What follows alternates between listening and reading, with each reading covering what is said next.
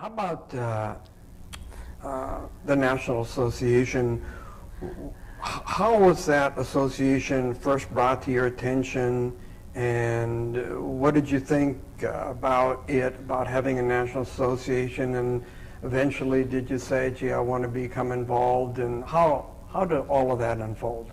Oh, well, I wanted to be certified as soon as I could. And at that time, our state was self-certification through the association. But you had to wait a year. You had to be out there working a year. And so, of course, I got my certificate as soon as I did that. And I'm not sure if National had the same thing, because I think I joined in 67 or 68, and I started reporting in January 66. So I joined them right away. So, of course, in school, they always had the magazine from National around. And a friend from Michigan was always involved, and so I started coming to conventions in 1982 or 83, and I've been to every convention since. Wow. How have the conventions, in your opinion, changed over the years? Oh, from when I started, they were very grandiose. It's a good word. Having the Marine Guards come in Washington, D.C. I mean, and they scaled down some, but absolutely learning stuff from all the people you meet. It's just great. What committees have you served on in the National Association? Well, when we started, the Real-Time Committee started, we started on that, and I wasn't even writing it yet. I've been on several NCRA, I was a NCRA delegate many times, probably 10 or 11 times. I was on NCRA resolutions for a couple of years. I was on, oh gosh, I should have brought my resume. I was on the nominating committee. I can't remember some other ones about writing things. If I were a relatively new reporter, what would you tell me about working on reporting association committees or becoming involved? Oh, absolutely. To me, the key is you go and you see someone who comes to a convention, and you introduce yourself, and you say, hi, what's your name, where do you work? Then you introduce them to someone else that looks like they don't know anyone. You get people together who have like interests, and you ask them what they like, you get them involved, they have a sense of ownership, and then they want to become involved. So then when you need someone for a committee or something, you say, hey, which committee would you like? People get the sense of ownership, and that's how they want to belong, and that's how you foster, I think, people who then go up and become officers, etc. You mentioned Melanie being maybe prototypical for the reporter that maybe we need today. Over the past, have there been other reporters that you've admired, and why?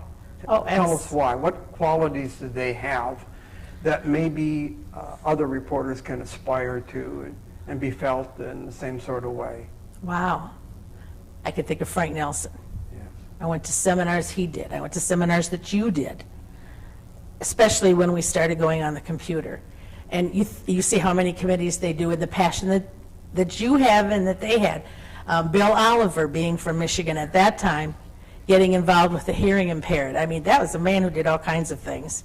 And getting involved with him and the things that he did, and pushing college education was one of his things. Let me think, I'm going down the line. Bruce Matthews. Ohio had a multi-state conference starting in the mid-'80s, and they invited states around, and then it expanded to even New Jersey and New York. They started that when Bruce was president, and that's how I met those people from other states at that point. And he was like on every committee they did. And to see people like that and then go on up to be president of National. Having been around and attending all these conventions, has the National Association become more or less political, if I can use that word, over the years? Oh, wow, that's interesting, because it was very political in the 80s when I first started coming. and then it wasn't so political, and it's sort of now. So I don't know. I think we're in another cycle. You obviously have sought out and at conventions and have established on your own sort of a camaraderie with a peer group, and you share many things, I'm sure. How do you think that peer group will want to be remembered? People who care about what we do, people who honestly think that we are doing the right thing to promote our profession, wanting to get other people to come in to the profession. How our peer group would be remembered? How do you think they would want to be remembered? Oh, by people who do care, promoted the profession, high standards, ethical. Say this peer group got together and they decided to reminisce about you, they would say what? She is... They always tell me they can't walk down the hall with me because I know so many people, and we can't get anywhere. She knows everybody, but it's because I've come to conventions, and I always like to meet new people every year, especially when you see someone that clearly has come and they look like they don't know anybody. You want to make them welcome. You want to make them keep coming back and proud to be a member. Nicely said.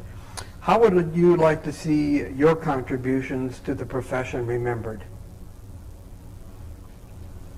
My contributions remembered? I don't know. They said she really cared. She was passionate about what she does. That is what they told me when I had to go through media training back in the 80s. They said, you might not always have the right answer, but you have the passion. I'll never forget that. Kevin told me that. That's a good point. Is there anything that we haven't talked about that you think is important for us to know you better and your association with the National and the profession just in general? I don't think so. I Covered think it we completely? covered it pretty good. Okay. Well, thank you very much, Pat. I appreciate you taking the time to tell us a little bit about yourself and how you've enjoyed the profession and working with both your state and national. Thanks, and have a great convention. Okay, thank you.